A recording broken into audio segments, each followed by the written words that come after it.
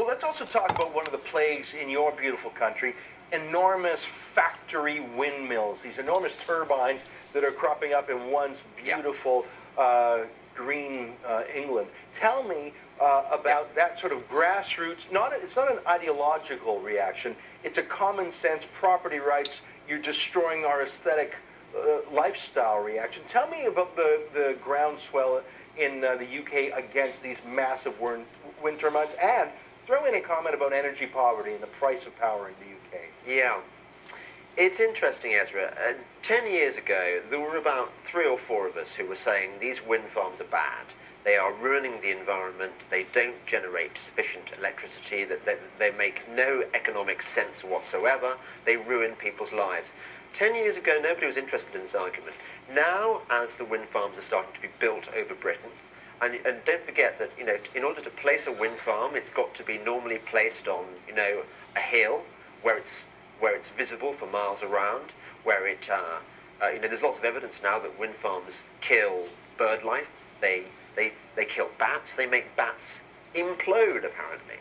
So they scare horses. They blight property values. They ruin views.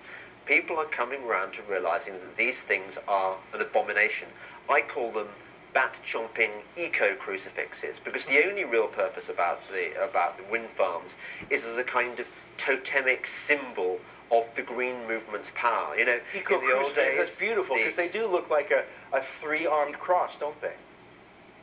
Oh, absolutely. In the old days, you know, the Catholic Church, for example, would subjugate the populations by building cathedrals and so on. These are the equivalent of Catholic cathedrals. They are designed to show that the green movement has power. But people are turning against them, and understandably so. They are 3 times the cost of conventional energy on land. They are 9 times the cost of conventional energy when they're on the sea. They are an economic disaster. And you know, lying under Britain right now, we have incredible reserves of shale gas. I mean, we're not as energy rich as you are in Canada, but we do have wonderful fossil fuels that are cheap, relatively clean, easy to drill for, and we're not using them because of this green ideology, which is a form of eco-fascist ideology. It has nothing to do with saving nature.